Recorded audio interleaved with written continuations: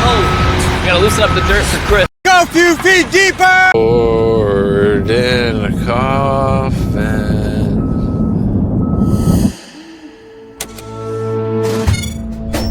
We definitely stayed up all night and dug this tunnel and didn't pay that guy to do it. I'm going second. You guys come right behind me. We have to dig a couple more inches and then we're to the coffin. It didn't really bother me the first few days, but I just have this weird feeling someone's always staring at me and it's starting to like kind of irritate me.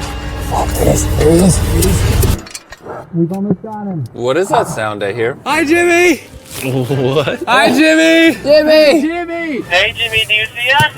I see Nolan's forehead.